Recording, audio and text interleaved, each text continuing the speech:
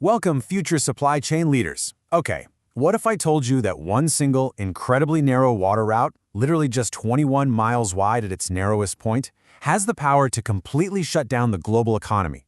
Seriously, today, we're exploring a pretty catastrophic scenario to truly understand the extreme vulnerability of our current global trade network. You see, if this single geographic choke point closes, fuel prices explode, supply chains absolutely collapse, and businesses, well, they go into sheer panic. Now, it hasn't closed yet, but the fear alone is acting as this massive catalyst, completely rewriting how the world buys, sells, and ultimately survives.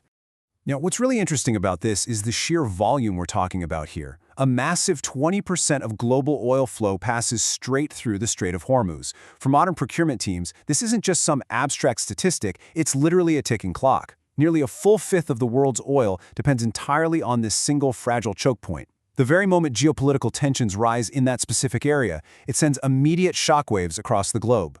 So, welcome to this explainer. Today, we are treating this as a professional masterclass for those of you who are stepping up to be the future decision makers in global logistics. We are zeroing in on the Hormuz choke point, and more importantly, how your procurement strategy has to drastically evolve in what is undeniably an age of constant crisis.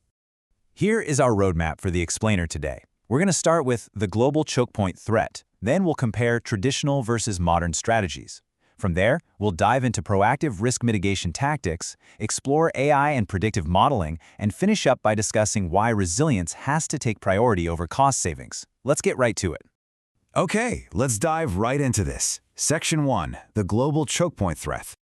We really need to ground ourselves in the immediate, real-world context of the Strait of Hormuz here. You know, the real threat isn't just a total 100% blockade. Actually, even without a full shutdown, the mere fear of a disruption at this single route causes immediate macroeconomic ripples.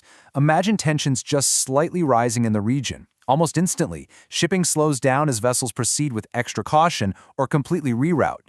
Insurance costs for those massive cargo ships, they spike overnight, and global supply chains enter a state of complete panic.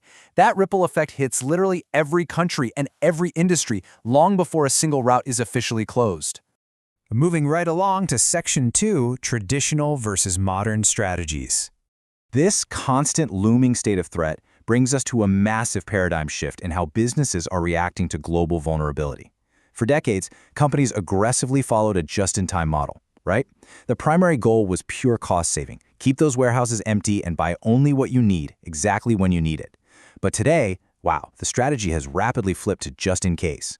Companies are fundamentally changing their behavior. They are actively stocking more inventory and, frankly, happily paying more in storage and holding costs just to survive potential disruptions.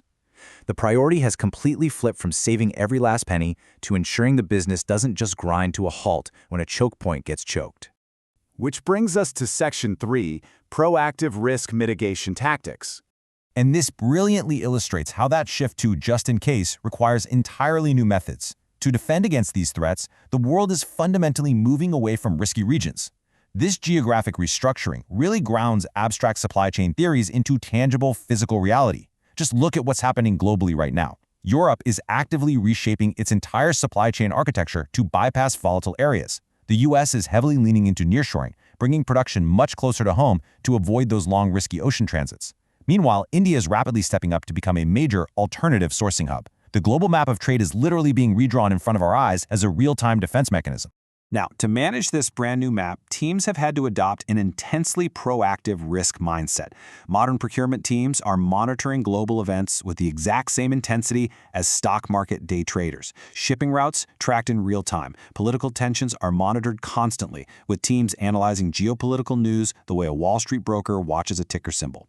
Oil movements are mapped continuously. It's a highly proactive, 24/7 watch to ensure they are absolutely never caught off guard. It all really boils down to one simple truth. The cheapest supplier is no longer the best.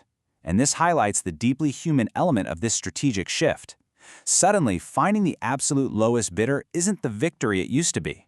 In the current landscape of 2026, reliable suppliers and trusted partners are the ones actually winning the contracts. Organizations have realized that saving a few cents on a unit just isn't worth it if that same supplier leaves you completely stranded during a crisis. Trust and reliability? Those are the new premium currencies in procurement. All right, Section 4, AI and predictive modeling. If human monitoring and trusted partnerships are the foundation, AI is the tool moving procurement away from reactive panic and into true predictive control. This is where artificial intelligence is absolutely changing the game for your profession.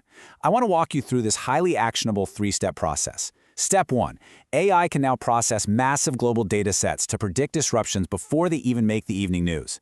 Step 2. In real time, the system automatically suggests alternative suppliers if your primary route is compromised. And Step 3, which is perhaps the most powerful of all, AI allows teams to simulate worst-case scenarios. It mechanically answers those terrifying apocalyptic questions like, what exactly happens to our operations if the Strait of Hormuz shuts down completely tomorrow?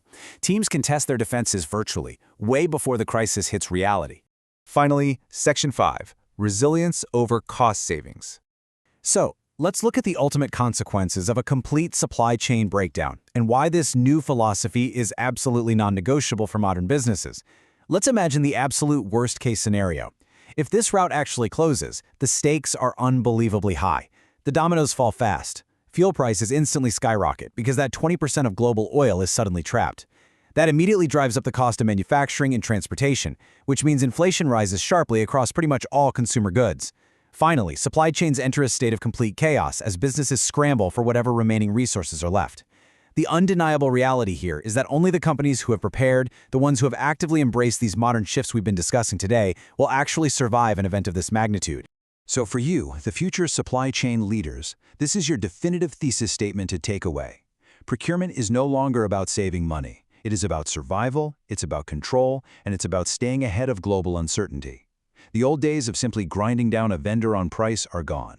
Your job is now to safeguard the very existence of your organization against unpredictable global shocks. I'll leave you with this final, somewhat provocative question to think about. When the next disruption hits, without warning, and trust me, it absolutely will your strategy be based on cost or survival? Because the next major crisis definitely won't give you time to prepare.